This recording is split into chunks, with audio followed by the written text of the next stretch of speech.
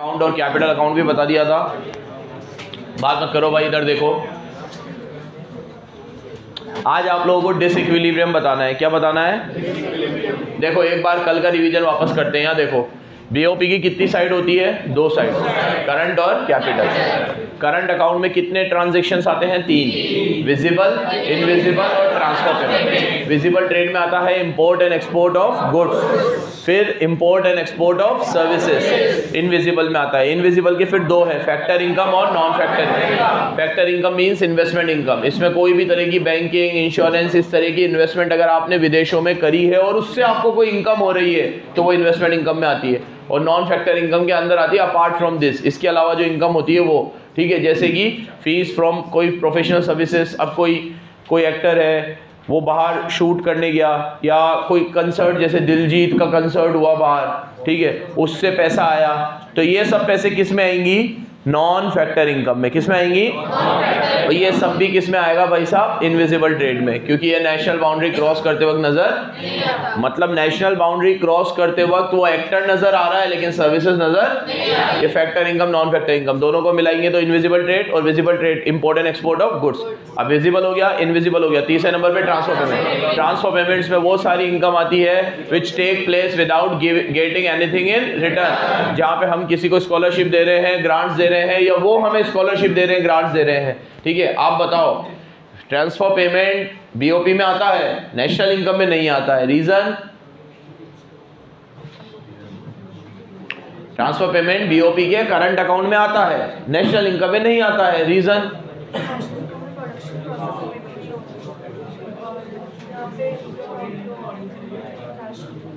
ठीक है, good. National income में हम लोग वही चीज लेते हैं जिससे production of goods and services affect हो, और ट्रांसफर पेमेंट से प्रोडक्शन अफेक्ट नहीं होता, इसलिए वहां नहीं आता। यहाँ पे प्रोडक्शन से कोई लेना देना, यहाँ पे सिर्फ इनफ्लो एंड आउटफ्लो चाहिए हमें। अगर फॉरेन करेंसी इंडिया में आई है या फॉरेन करेंसी इंडिया से गई है तो it will be included in BOP, BOP में आएगा। चलो साइड में हटा लो। फिर मैंने आपको कैपिटल अकाउंट बताया था। कैपिटल अकाउंट में भी कितने साइड है? तीन। इसमें भी फिर सबसे पहले नंबर पे फॉरेन इन्वेस्टमेंट। फॉरेन इन्वेस्टमेंट मैंने कहा था दो तरह की होती है, एफडीआई और पोर्टफोलियो। अगर आप कोई ऐसा इन्वेस्टमेंट करते हो जिसमें आपको कंट्रोल भी मिलता है तो वो एफडीआई। कोई ऐसा इन्वेस्टमेंट करते हो जिसमें 100% कंट्रोल नहीं मिलता, पोर्टफोलियो।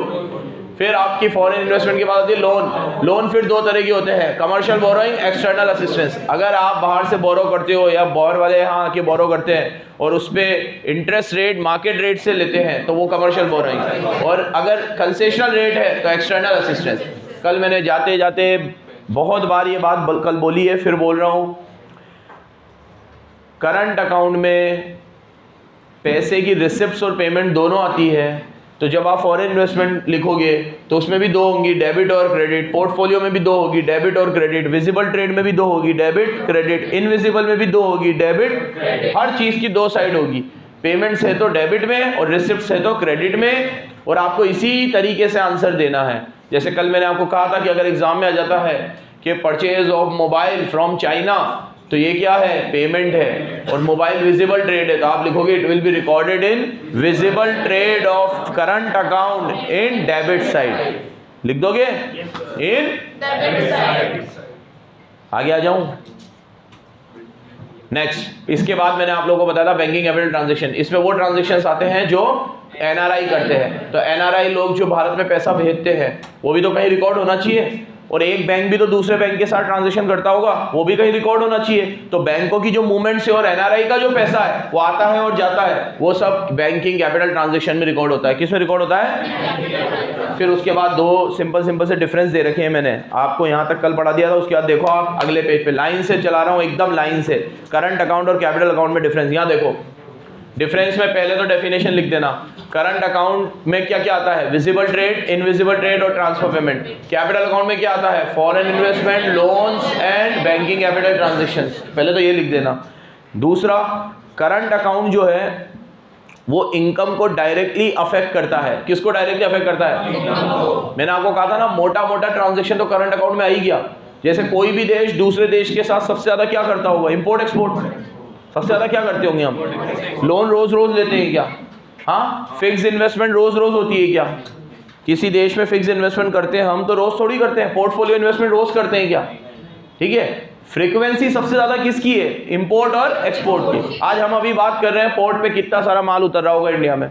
कितना सारा माल अभी चढ़ रहा होगा, कितना सारा माल इंडिया में आ रहा होगा, कितना सारा माल इंडिया से बाहर जा रहा होगा। तो current account directly influence the income of a economy and capital account influence the asset of an economy. Current account का इन्फ्लुएंस सीधा किस पे होता है? देश की इनकम पे, और इसका इन्फ्लुएंस एसेट और लायबिलिटी पे। किस पे होता है? लास्ट, करंट अकाउंट एक फ्लो नेचर का ट्रांजेक्शन है और ये स्टॉक है। क्यों? क्योंकि कैपिटल इन अकाउंट की चीजों पॉइंट ऑफ टाइम पे अफेक्ट करती है। करंट अकाउंट में इतने ट्रांजेक्शन है कि पॉइंट ऑफ टाइम पे ले ही नहीं सकते, इसलिए इसको पीरियड ऑफ टाइम पे लेते हैं। जैसे एक साल में हमने कितना इंपोर्ट किया, एक महीने में कितना किया, अभी कितना इंपोर्ट कर रहा हूं तो बहुत सारा इंपोर्ट हो रहा होगा, तो मैं अभी की स्थिति नहीं बताऊंगा, एक पीरियड ऑफ टाइम की बताऊंगा। जैसे कोई मैं अभी पूछ भी लूंगा अभी कितना इंपोर्ट हो रहा है, तो बोलेगा भैया रुक जा, सारा डेटा आ जान दे, आज का डेटा कल सुबह तक आ जाएगा, तो मैं तेरे को बता दूंगा आज पूरे दिन में कितना इंपोर्ट हुआ या पूरे दिन में कितना एक्सपोर्ट हुआ। तो normally current account is a flow concept and capital account is a stock concept because it deals with point of time, it deals with period of time. stock और flow याद है ना, हर चैप्टर में आता है ये, हर चैप्टर में stock और फ्लो, जितने भी इकोनॉमिक्स के ट्रांजेक्शन है वो है तो स्टॉक नेचर के है या फ्लो नेचर के। सामने देखते रहना, ये हो गया करंट अकाउंट और कैपिटल अकाउंट।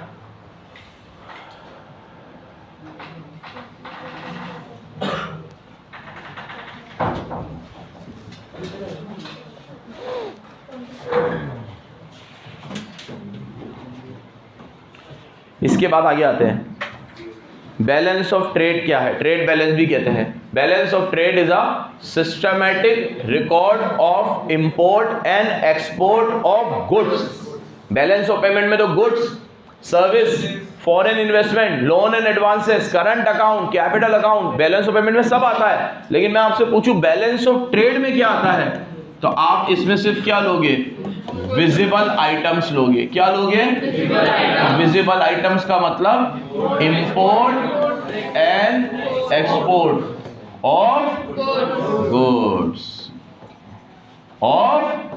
गुड्स, सिर्फ कौन सी आइटम? Visible item. ठीक है, और कहने की जरूरत नहीं है, ये भी दो तरीके का होता है, एक होता है फेवरेबल और एक होता है अनफेवरेबल। नाम से ही मतलब समझ में आ गया होगा। फेवरेबल कब होगा? जब एक्सपोर्ट ज्यादा होगा इंपोर्ट से। अनफेवरेबल कब होगा?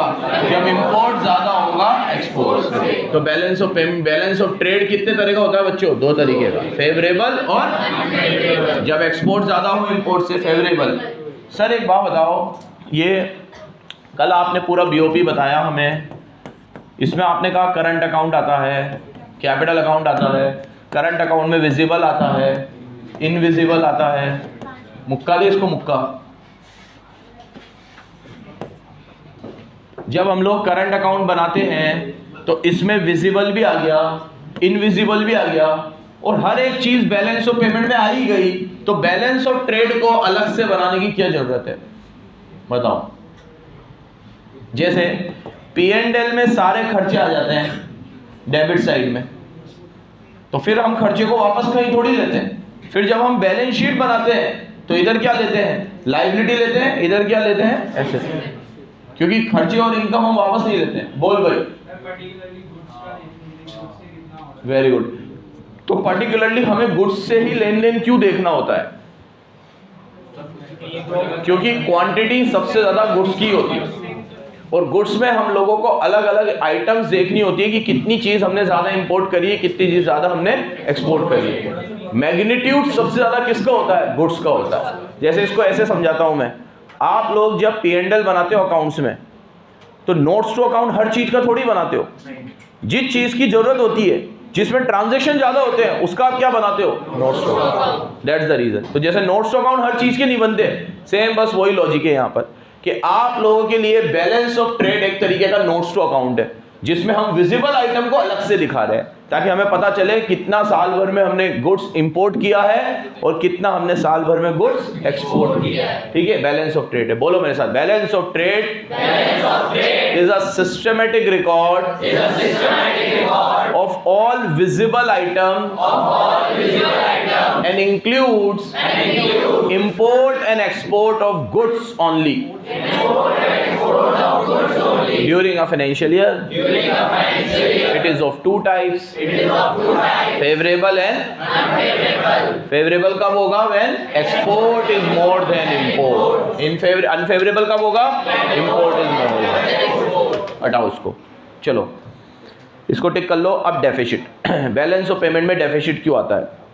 बैलेंस ऑफ पेमेंट में जब भी डेफिसिट आता है तो ये हमारे देश को अफेक्ट करता है, लेकिन इसके बहुत सारे रीज़न होते हैं कि ये कैसे अफेक्ट करता है। इसमें 3 दिए मैंने, इस 3 को भी अगर आपको ज़्यादा नंबर में है, वैसे कभी आता नहीं है क्योंकि बीओपी, सुनो, बीओपी और फॉरेन एक्सचेंज दोनों चैप्टर मिला के 6 नंबर के, तो 3 में से इधर का आएगा, 3 में से इधर का आएगा। अब उसमें भी अगर इधर से 1-1, 2-2 नंबर के ऑब्जेक्टिव आ गए तो फिर तो कुछ बचा ही नहीं, क्योंकि ऑब्जेक्टिव भी आता है 20 नंबर का।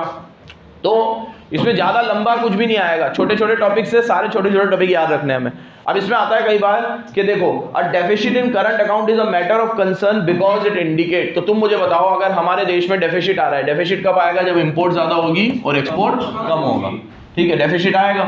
तो डेफिसिट आता है तो ये हमारे लिए मैटर ऑफ कंसर्न है। क्यों है? बहुत सारे इसके रीज़न है। एक तो हमारे फॉरेन एक्सचेंज के रिजर्व कम पड़ेंगे and we have to take loan, external borrowings करनी पड़ेगी हमें। क्या करनी पड़ेगी? बोलो। डिपेंडेंसी बढ़ जाएगी फॉरेन कंट्री पे। किस पे डिपेंडेंसी बढ़ जाएगी? हमारा लेवल ऑफ इनकम कम हो जाएगा। देखो, जो हमारे देश में लोग हैं वो हमारा प्रोडक्ट प्रेफर ना करके गोरों का प्रोडक्ट प्रेफर कर रहे हैं, इसका मतलब हमारी उन पे डिपेंडेंसी बढ़ रही है। और दूसरा, हमारा खुद का देश का डोमेस्टिक लेवल ऑफ इनकम क्या हो रहा है? सो ये किसी भी देश के लिए एक अच्छे सिग्नल्स नहीं है। तो इफ करंट अकाउंट में डेफिसिट आता है तो 3 चीज़ें याद रखना है। It lower down the level of income, ये हमारी लेवल ऑफ इनकम को कम करता है। It increases external borrowings and हमारे रिजर्व्स को भी कम कर देता है, ठीक है, और डिपेंडेंसी बढ़ाता है।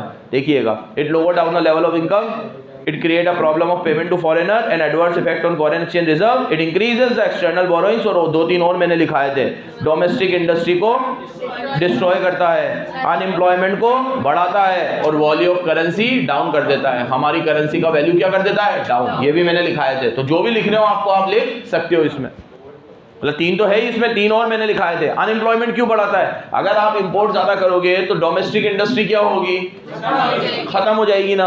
डोमेस्टिक इंडस्ट्री खत्म होगी तो यहाँ के लोगों का रोजगार क्या हो जाएगा? कम हो जाएगा, तो बेरोजगारी बढ़ेगी ही बढ़ेगी, ठीक है। तो एग्रीगेट डिमांड का लेवल कम हो जाएगा, बिल्कुल, ठीक है। चलो नेक्स्ट, अब डिसइक्विलिब्रियम की बात करते हैं। किसकी बात करते हैं? देखो, लास्ट टॉपिक है हमारा, ध्यान से सुनना। डिसइक्विलिब्रियम। डिसइक्विलिब्रियम जब भी एग्जाम में आए तो आपको ये लाइन जरूर लिखनी है, बोलो मेरे साथ। Balance of payment is always balance in accounting term, accounting sense, sorry, in accounting sense, ठीक है। But in functional sense, there would be disequilibrium in BOP.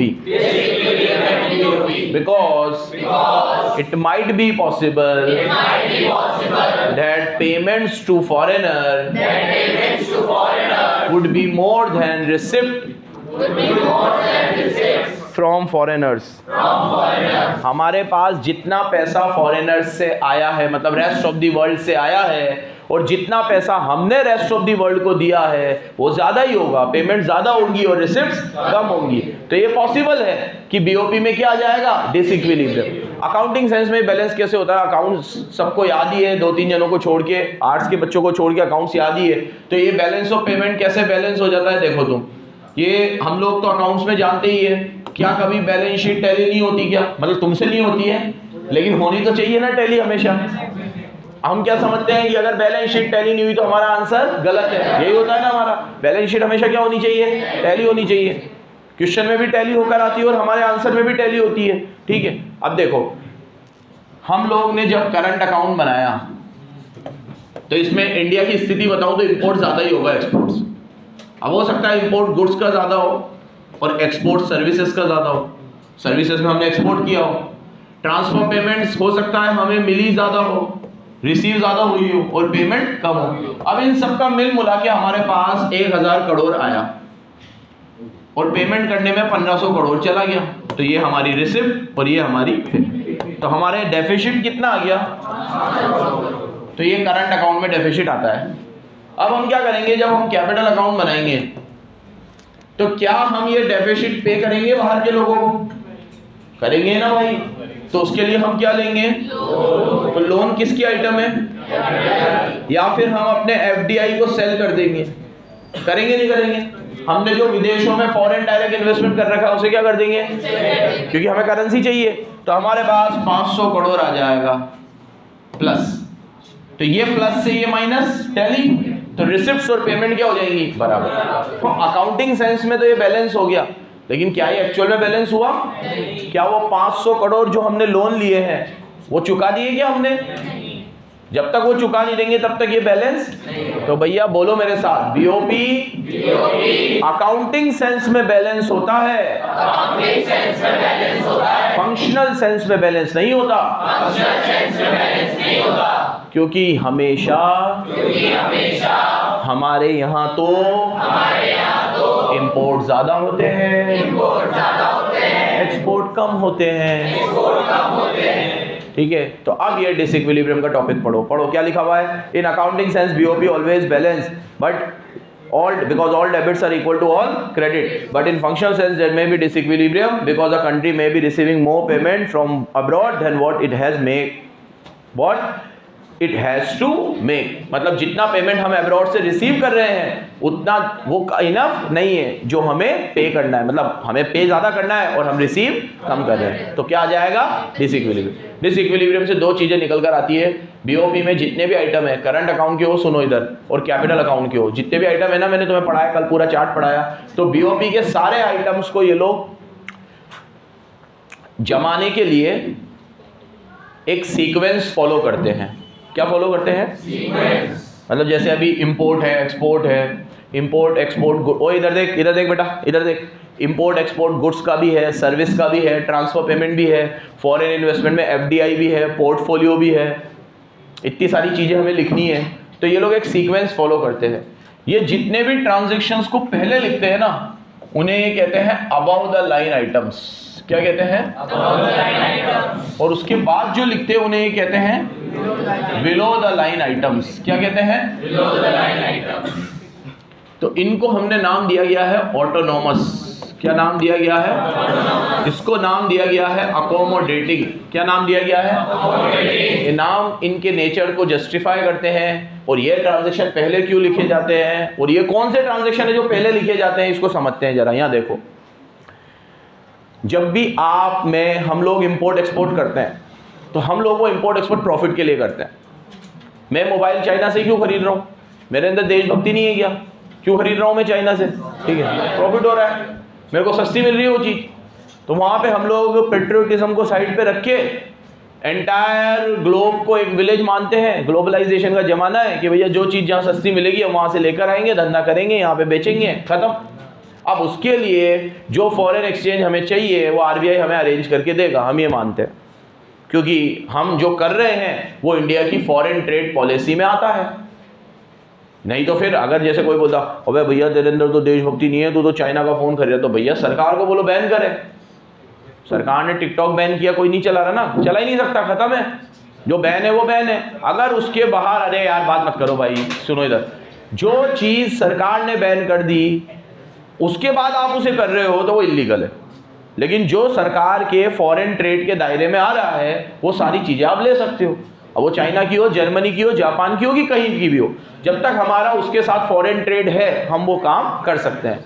अब इधर देखो प्लीज, सामने देखना। ओ बिलाल यहाँ देख, एकदम एक्टिव बैठा करो। अब देखो, हमने अपनी फॉरेन ट्रेड पॉलिसी के अकॉर्डिंग जो भी चीज़ इंडिया में बाहर से खरीदी, तो मेरा ये मानना है वो सिर्फ हमने इसीलिए खरीदी क्योंकि हमें प्रॉफिट हो रहा है।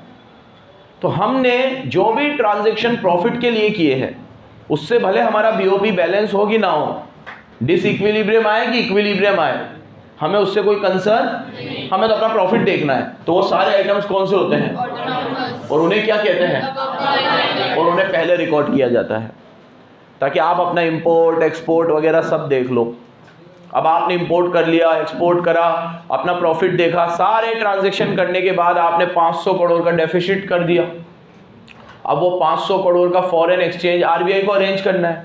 आरबीआई अलग अलग देशों से लोन लेगी, अपने फॉरेन एक्सचेंज के रिजर्व यूज करेगी। अब वो लोन लेने से क्या होगा, डेफिसिट खत्म हो जाएगा। तो ये ट्रांजेक्शन आरबीआई ने किया, तो ये इसको अकोमोडेट करने के लिए किया। तो ये कौन सी ट्रांजेक्शन है, और ये रिकॉर्ड कहाँ होंगे, अबव के बिलो। तो मैं ऐसे समझाता हूँ, ये पाप है और ये उसका पश्चाताप है।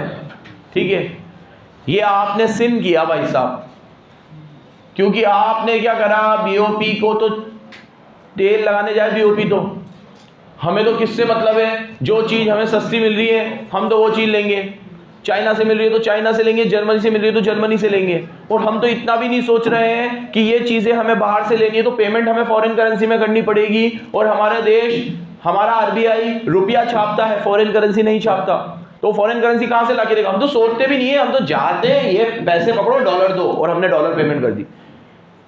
तो we are not concern with the balance in BOP, हमें इससे कोई लेना देना नहीं है। होना चाहिए नहीं होना चाहिए वो डिबेटेबल है, लेकिन हम तो ऐसा नहीं सोच रहे ना। हमें तो ये लग रहा है कि जो चीज जहां सस्ती मिलेगी हम खरीद लेंगे। तो ये फर्स्ट लाइन आइटम है, इसकी वजह से ये हुआ है, इसकी वजह से अगर हम लोग बीओपी को बैलेंस करने के बारे में सोचते तो आरबीआई को लोन ही नहीं लेना पड़ता, सेंट्रल गवर्नमेंट को लोन ही नहीं लेना पड़ता। तो अकोमोडेटिंग आइटम क्यों हुए हैं, क्योंकि ऑटोनोमस ट्रांजैक्शंस हुए हैं। पहले कौन से होते हैं, ऑटोनोमस, फिर उसे कंपनसेट करने के लिए कौन से होते हैं, ये बहुत अच्छे से समझ लेना, रटना मत। तो मैंने आप लोगों को कल पढ़ाया करंट और कैपिटल, सारे ट्रांजैक्शन को आज मैंने मिक्स करवा दिया, और मिक्स करवा के इसका सीक्वेंस बता दिया कि पहले कौन से आइटम आएंगे ऑटोनोमस, फिर कौन से आएंगे अकोमोडेट। एकदम अच्छे से समझ लेना है, ऑटोनोमस है तो ही। अब मेरे साथ जोड़े से याद करना, पहला autonomous is also called above the line item, it is also called below the line item. याद रखना, बोलो, it is also called below the line item. Number 2, it is these transactions are made with a view to earn profit. These transactions are made with a view to earn profit. These transactions are made to accommodate autonomous transaction. These transactions are made to accommodate. These transactions are made by public. These transactions are made by public for profit motive. These transactions are made by central government and RBI. These transactions are made by central government and RBI. To make balance in BOP. याद रहेगा, ये profit motive के लिए है, ये profit के लिए नहीं है, ये बीओपी को बैलेंस करने के लिए। एग्जांपल, इधर एग्जांपल देना, import export of goods and services, इधर loan and advances taken to compensate BOP, अरे टू कंपनसेट ऑटोनोमस ट्रांजैक्शन। पढ़ लो एक बार, ऑटोनोमस अकोमोडेटिंग, जल्दी पढ़ो। तो हेलो, यस, चलो बच्चों, मैंने आपको उसमें एक चीज़ और दे रखी है अकोमोडेशन में, कि अकोमोडेटिंग ट्रांजैक्शन को करने के लिए क्या करते हैं। एक तो हम अपने फॉरेन एक्सचेंज के रिजर्व यूज़ करते हैं, एक लोन लेते हैं, ये तो तुम्हें समझ में आ गया होगा। एक एसडीआर दे रखा है, स्पेशल ड्राइंग राइट्स। ठीक है, क्या होते हैं ये ध्यान से सुनना। आईएमएफ जो होता है ना, आईएमएफ इंटरनेशनल मॉनेटरी फंड, उस इंटरनेशनल मॉनेटरी फंड के साथ हम लोगों ने क्या कर रखा है, हम मेंबर है, मतलब इंडिया उसकी मेंबर है, बहुत सारी कंट्रीज 180 कंट्रीज उसकी मेंबर है। सामने देखो, तो स्पेशल ड्राइंग राइट्स में आईएमएफ हमें एक स्पेशल विंडो खोलता है।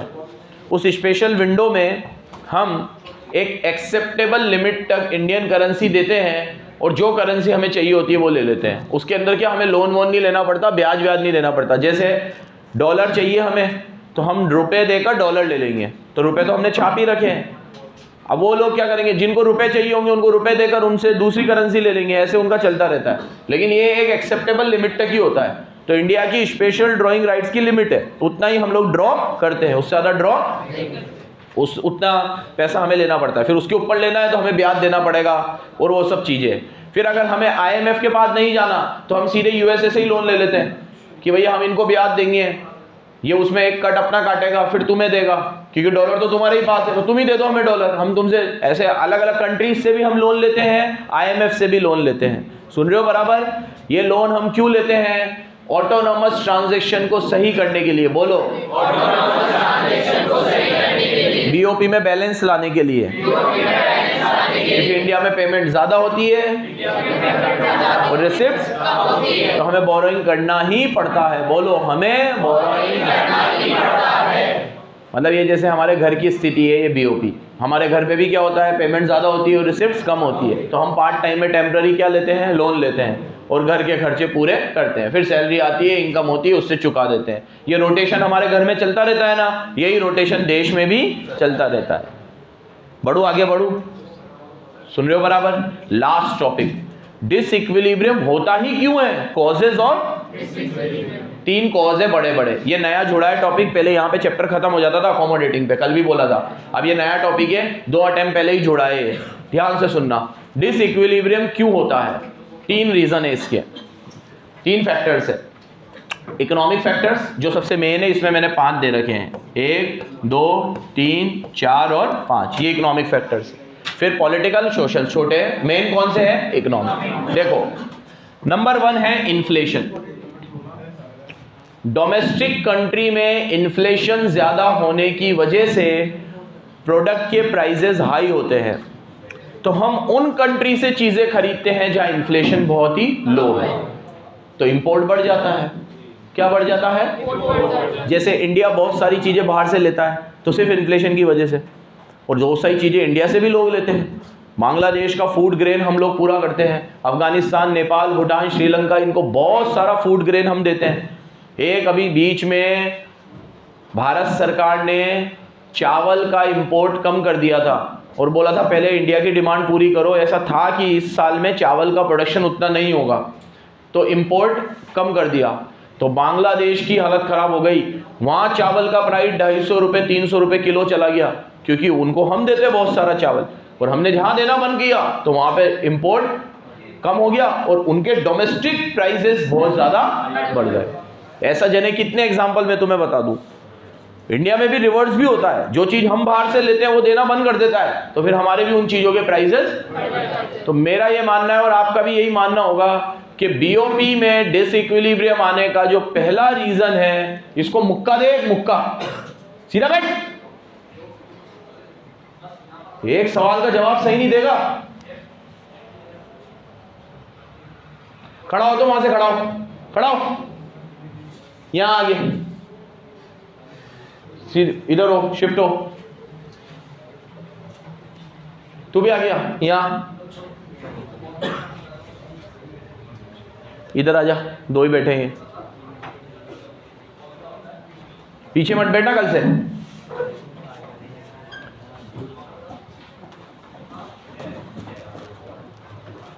पहला कारण तो किसी भी देश में डिसइक्विलिब्रियम का पहला कारण इन्फ्लेशन होगा, क्योंकि इन्फ्लेशन की वजह से क्या होता है, चीज़ों के प्राइसेस बढ़ जाते हैं। चीज़ों के प्राइसेस हमारे देश में बढ़ रहे हैं डोमेस्टिक में, तो हम इंटरनेशनल कंट्रीज से चीज़ें खरीदते हैं, ये पहला रीज़न।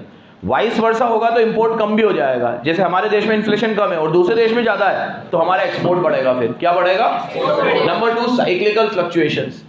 कई देश में क्या होता है, ट्रांजिशन फेज आते हैं, ट्रांजिशन फेज आते हैं, तो कई देश में इन्फ्लेशन आता है, कहीं पे डिप्रेशन होता है, कहीं पे रिसेशन होता है, तो वो साइक्लिकल फ्लक्चुएशंस की वजह से कई बार जीडीपी कम ज़्यादा हो जाता है, और जीडीपी कम ज़्यादा होने की वजह से हम इंपोर्ट करते हैं, क्योंकि उस साल में हमारा डोमेस्टिक प्रोडक्शन उतना नहीं हुआ जितना होना चाहिए। जैसे कोविड है, कोविड का इम्पैक्ट हर देश में आया, लेकिन हर देश में एक जैसा नहीं आया।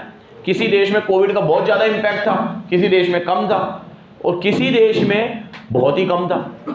तो जिस देश में बहुत ही कम था वहाँ पे चीज़ें बढ़िया चलती रही, तो उन्होंने क्या करा, उस अपनी इकोनॉमी को ऊपर पहुँचा दिया, खूब सारा माल बना लिया और दूसरे देशों को भी दे दिया। ठीक है, अब जैसे चाइना पे उसका इम्पैक्ट सबसे पहले आया और सबसे लास्ट तक रहा, तो चाइना की इकोनॉमी ज़्यादा अफेक्ट हुई, यूएस ज़्यादा अफेक्ट हुआ, ब्राज़ील, इन सब देशों में जहाँ केसेस बहुत ज़्यादा थे शुरुआत में। इंडिया में फर्स्ट वेव से ज़्यादा सेकेंड वेव भारी थी। हमारे यहाँ फर्स्ट वेव में इतनी मौतें भी नहीं हुई, इतनी चीज़ें नहीं हुई, लेकिन सेकेंड वेव में बहुत ज़्यादा हुआ, तो हमारी इकोनॉमी बहुत अफेक्ट हुई उस समय।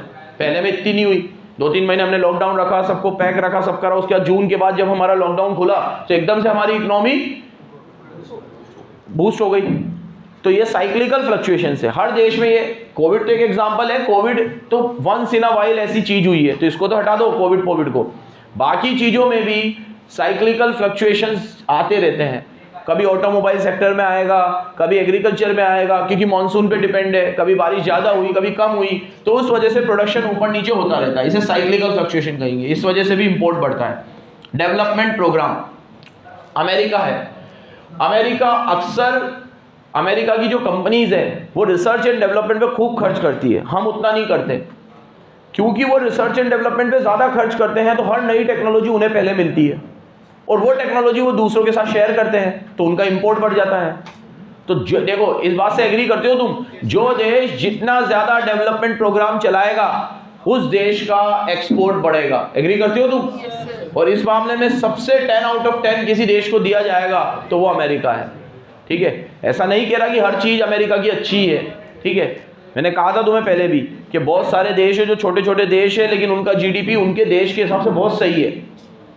सिर्फ सुपर पावर हम अमेरिका को कहते हैं just because of research and development. वहाँ पे रिसर्च एंड डेवलपमेंट पे खूब खर्च करती है, सरकार भी करती है और प्राइवेट कंपनीज भी करती है। इस वजह से वो लोग डेवलप्ड है और वो लोग जो टेक्नोलॉजी निकालते हैं बाद में वो दूसरों को क्या करते हैं, इंपोर्ट करते हैं। अगला, डिमांड में चेंज आना। इंडिया ने भी रिसर्च एंड डेवलपमेंट पे बहुत खर्चा करना शुरू किया है। ठीक है, हम लोग भी अलग अलग चीज़ों की रिसर्च करते ही रहते हैं। जैसे हम लोग कोविड-19 की वैक्सीन थी तो हमने सोचा कि भाई हम खुद ही निकालेंगे उसे। ठीक है, किसी की यूज़ नहीं करेंगे। तो जैसे पूरी जगह पे रिसर्च चल रही थी, यूके कर रहा था, चाइना कर रहा था, ये लोग कर रहे थे, तो इंडिया भी बराबर रिसर्च कर रहा था ताकि वैक्सीन खुद की हम यूज़ करें। क्योंकि अगर ये 140 करोड़ की आबादी हमारी, सबको 2 डोज 3 डोज लगे, 280 करोड़ वैक्सीन बाहर से मंगाना कितना भारी पड़ जाता। ठीक है, तो इसलिए कोवैक्सीन, कोविशील्ड ये इंडिया की रिसर्च है। चलो आगे, चेंज इन डिमांड। सामने कई बार क्या होता है कि डिमांड इंडिया के प्रोडक्ट की कम होती है और बाहर की ज़्यादा होती है तो इंपोर्ट बढ़ जाता है। अब इसमें इन सारे रीज़न अलग अलग है। इन्फ्लेशन पैसों से रिलेटेड था, साइक्लिकल फ्लक्चुएशन ये हमारे हाथ में नहीं है, कभी कोई चीज़ ऊपर नीचे होती रहती है। डेवलपमेंट प्रोग्राम सरकार चलाती है, डिमांड जो है ये हमारे हाथ में। अब जैसे मान लो आपको पूमा का ही शूज़ पसंद आता है तो कोई क्या कर लेगा, तो उसकी डिमांड यहाँ पे बढ़ेगी। और आपको इंडिया के कोई ब्रांड का प्रोडक्ट समझ में आता है तो उसकी डिमांड बढ़ेगी। तो डिमांड के बहुत सारे फैक्टर होते हैं जो आप डिमांड वाले चैप्टर में पढ़ के आए हो। तो डिमांड की वजह से भी इंपोर्ट एक्सपोर्ट फर्क पड़ता है। Last, services. जैसे हम ये सारे पॉइंट गुड्स के थे, ये लास्ट पॉइंट किसका है? हम जैसे गुड्स इंपोर्ट करते हैं वैसे ही सर्विसेज भी इंपोर्ट करते हो। सर्विसेज इंपोर्ट करते हो तो वो भी कौन से फैक्टर में आएगा? अब आते हैं कौन से फैक्टर्स पे? ये तो पैसों से जुड़े हुए थे सब। पॉलिटिकल फैक्टर्स वो है जहां पर इंपोर्ट और एक्सपोर्ट प्रभावित होता है देश की सरकार की वजह से। जैसे अभी बीजेपी की गवर्नमेंट है, ठीक है, उससे पहले कांग्रेस की गवर्नमेंट थी, फिर इसमें भी देखें तो स्टेट में अलग गवर्नमेंट है और सेंट्रल में अलग है। फिर स्टेट में और सेंट्रल में पॉलिसीज मेकिंग हमने स्टेट को भी उतनी दे रखी है। हाँ, यूनियन टेरिटरी है तो अलग बात है, जैसे दिल्ली यूनियन टेरिटरी है तो दिल्ली की जो सरकार है उसके पास पूरी पावर नहीं है, लेकिन बाकी जितनी भी सब, जैसे राजस्थान है एक कंप्लीट स्टेट है तो राजस्थान का law and order, education, health सब राजस्थान सरकार के हाथ में। राजस्थान के चीफ मिनिस्टर अगर किसी विदेश में जाए, सिंगापुर चले जाए और वहाँ पे किसी से कोई एग्रीमेंट करके आ जाए और बोले कि भैया ये चीज़ हमें यहाँ राजस्थान में भी बनानी है, आप आगे प्लांट डालो, तो इसमें कोई फर्क नहीं पड़ेगा, किसी को कोई दिक्कत आपत्ति नहीं होगी। करते हैं ऐसे स्टेट गवर्नमेंट, अलग अलग स्टेट के चीफ मिनिस्टर्स भी अलग अलग जगह पे जाते हैं। प्राइम मिनिस्टर तो जाते ही हैं, चीफ मिनिस्टर भी जाते हैं ताकि उनके स्टेट की तरक्की हो। अभी राजस्थान में इन्वेस्टमेंट समिट हुआ था बहुत बड़ा, जिसमें अलग अलग कंपनियों को हमने आमंत्रित किया था, इन्वाइट किया था कि वो राजस्थान में आकर अलग अलग चीज़ों का प्लांट डाले, प्रोडक्शन बढ़ाए। ठीक है, चलो देखो, तो इसमें प्रॉब्लम क्या है सर? प्रॉब्लम ये है कि पॉलिटिक्स में इनस्टेबिलिटी बहुत है और डिस्टर्बेंस बहुत है। तो अगर मान लो स्टेट गवर्नमेंट को कोई प्रपोजल अच्छा लग गया और सेंट्रल गवर्नमेंट में उसके ऊपर थप्पा नहीं लगाया तो स्टे लग जाएगा। तो जो देश यहाँ आके माल बनाने वाला था वो यहाँ आके नहीं बनाएगा और वो माल फिर हमें इंपोर्ट ही करना पड़ेगा क्योंकि हमें तो चाहिए वो चीज़, एंड वाइस वर्सा भी होता है। तो पॉलिटिकल रीजंस भी हमारे देश में बहुत होते हैं डिसइक्विलिब्रियम, और इंडिया में तो बहुत ही होते हैं। अभी 11 साल से एक ही गवर्नमेंट है हमारे यहाँ, 11 साल से बीजेपी पावर में है सेंट्रल में, बट स्टिल ये पॉइंट उतना ही रिलेवेंट है क्योंकि वो सेंट्रल में पावर में है लेकिन सारे स्टेट्स में नहीं है। तो जिन स्टेट में जो पार्टीज होती है उनको जो चीज़ सही लगती है वो करते हैं। सेम ऐसे ही कोई चीज़ स्टेट को सही भी लगती है लेकिन सेंट्रल के साथ उनके रिश्ते अच्छे नहीं है तो वो चीज़ बिगड़ जाती है। तो ये पॉलिटिकल इंस्टेबिलिटी जिसे हम बोलते हैं पॉलिटिकल विच हंट हमारे देश में बहुत होता है। ठीक है, छीना झपटी बहुत होती है हमारे देश में पॉलिटिक्स को लेकर, तो उस वजह से भी बीओपी में क्या आ जाता है, डिसइक्विलिब्रियम। तो इनस्टेबिलिटी और डिस्टर्बेंस। लास्ट सोशल फैक्टर्स, ये आपसे और हमसे जुड़े हुए, पैसों से जुड़े हुए नहीं। जैसे टेस्ट, अभी मैंने कहा अगर मुझे पूमा ही पसंद है या मुझे वुडलैंड ही पसंद है तो मैं वही शूज़ पहनूंगा, वो 1000 का हो, 2000 का हो, 20,000 का हो, 50,000 का हो। अभी तुमने देखा आईफोन क्या करता है, अगर आपने कोई चीज़ आईफोन से ऑर्डर करी है तो अभी एक स्कैम सामने आया नया, स्विगी और जोमेटो पे, वो प्राइस अलग बता रहा है, और सेम चीज़ आपने एंड्रॉयड से ऑर्डर करी है, सस्ता आ रहा है, वो गलत है, तो चीज़ वही आ रही है। तो अब इससे क्या हो रहा है, ये कितनी गलत चीज़ है, फिर भी लोगों को आईफोन ही पसंद है तो वो आईफोन खरीदेंगे, एंड्रॉयड पसंद है वो एंड्रॉयड खरीदेंगे, क्योंकि यहाँ मसला पैसों का तो है ही नहीं ना, यहाँ मसला किसका है, टेस्ट का। तो अगर आपका टेस्ट या प्रेफरेंस किसी चीज़ की तरफ फेवरेबल है तो आप वही खरीदोगे, तो क्या होगा, डिसइक्विलिब्रियम आएगा। क्यों आएगा, क्योंकि इंपोर्ट बढ़ता है। ये सारे कारण डिसइक्विलिब्रियम के हैं। Second last, population growth. किसी देश में इतना पॉपुलेशन ग्रोथ होता है कि वो कितना भी जीडीपी प्रोड्यूस कर ले, वो अपनी पूरी जनसंख्या का पेट नहीं भर सकता। India is the example. हमारा पॉपुलेशन ग्रोथ अच्छा खासा है, 140 करोड़ आबादी है देश में, पहले दूसरे नंबर पे आते थे, अब पहले नंबर पे आ रहे हैं। तो बहुत सारी चीज़ें ऐसी है जिसकी खुद की डिमांड हम खुद पूरा नहीं कर सकते। ये तो हम एग्रीकल्चर में, फ्रूट्स वेजिटेबल में, इन सब चीज़ों में हम आत्मनिर्भर है, सेल्फ रिलायंट है। ठीक है कि आप लोगों को इंडियन इको में पढ़ाया कि ग्रीन रिवॉल्यूशन हम लेकर आए, पुरानी सरकारों ने बहुत मेहनत करी, एग्रीकल्चर को गिरने नहीं दिया। ठीक है, अभी की सरकारें होती तो खत्म ही हो जाता एग्रीकल्चर सेक्टर, फिर तो होते ही नहीं है कुछ। उन्होंने सोचा एग्रीकल्चर में, उस समय 1980 में हम ग्रीन रिवॉल्यूशन लेकर आ गए। ठीक है, उस समय ही हम लोग एग्रीकल्चर में क्या बन गए, सेल्फ रिलायंट बन गए, आत्मनिर्भर बन गए। आज तो बातें होती है आत्मनिर्भर बनने की, उस समय तो हम बन गए। पढ़ते हो तुम सब इंडियन इको में। ठीक है, अगर वो सब एफर्ट्स क्यूमुलेटिवली काउंट ना करते तो आज हमें फूड ग्रेन भी इंपोर्ट करना पड़ जाता।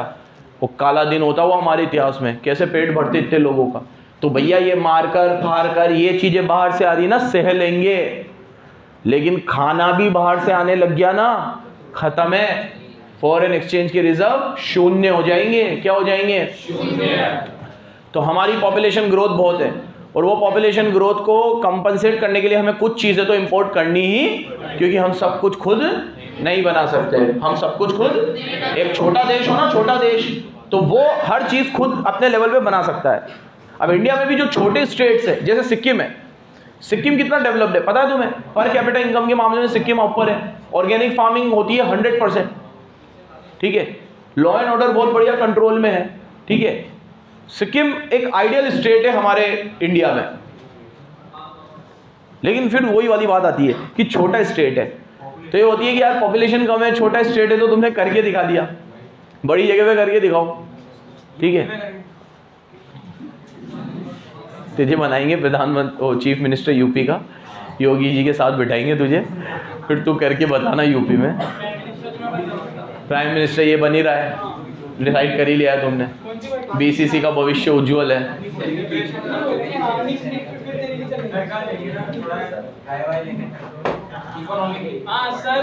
चलो चलो, गाड़ी में पेट्रोल डला नहीं पाते तुम खुद से,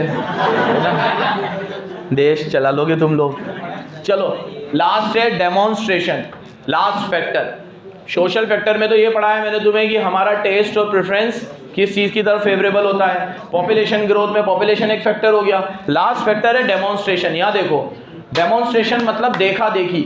जब हम लोग अंडर डेवलप कंट्री के लोग डेवलप कंट्री के लोगों से मिलते हैं तो वो उनकी ईटिंग हैबिट्स, उनका ड्रेसिंग सेंस, ये सब कॉपी करते हैं। तो उससे हमारे देश में या जो भी डेवलपिंग है या अंडर डेवलप्ड है, वहाँ इंपोर्ट बढ़ जाता है। ठीक है, ये तो तुम्हें हर जगह दिखेगा, और ये तो हर सोसाइटी में है डेमोन्स्ट्रेशन इफेक्ट, हर कास्ट में है, हर रिलीजन में है। कहीं पे भी देखो तुम कि अगर मैं कोई चीज़ लेकर आया हूँ तो मुझे 4-5 लोग कॉपी करेंगे, वो लेकर आएंगे उन्हें 5 लोग कॉपी करेंगे। वो लोग अपनी नीड नहीं देखेंगे कि ये चीज़ हमें खरीदनी चाहिए कि नहीं, वो सिर्फ इसलिए खरीदेंगे कि इसने खरीदी है तो मैं भी खरीदूंगा। एग्री करते हो इससे? और ये डेमोन्स्ट्रेशन इफेक्ट हमारे सोशल फैब्रिक में घर कर चुका है, नस नस में है ये हमारी, इसीलिए सोशल फैक्टर में आ रहा है। इसको सरकार ने थोड़ी बनाया, ये तो सोसाइटी ने बनाया। मतलब आप डेमोन्स्ट्रेशन इफेक्ट के लिए गवर्नमेंट को थोड़ी दोष दे सकते हो, ये दोष सिर्फ किसका है? सोसाइटी का। किसका है? और इस वजह से किस में आ रहा है? Social factor. कशिश, टेस्ट और प्रेफरेंस वाले पॉइंट में और डेमोन्स्ट्रेशन में क्या फर्क है?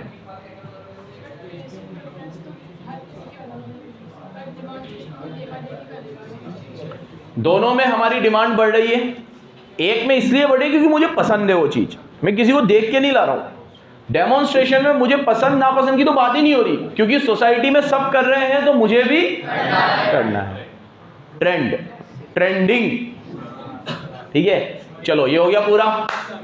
लास्ट टॉपिक में मैंने ये दे रखा था तुम्हें, इसको सही कैसे करें। एक्सपोर्ट को बढ़ाकर, इंपोर्ट पे रेस्ट्रिक्शन लगाकर, और अपनी करेंसी को क्या करके? डिवैल्यू करके। और डिवैल्यू करके आज रुपये 80 रुपए का है ना, रुपया 100 रुपए का कर दो, 150 का कर दो, रुपया 150 का कर, इंपोर्ट कर साले मरे, ला बाहर से ला। $1 कितने का हो गया? 150 का। दे 150 रुपए दे, तो अपनी करेंसी को क्या कर दो? डिवैल्यू कर दो। इंपोर्ट के ऊपर क्या लगा दो? रेस्ट्रिक्शन। एक्सपोर्ट को क्या करो? Promote. These are some reasons जिससे हम डिसइक्विलिब्रियम को सही कर सकते हैं। धन्यवाद। बंद कर दो।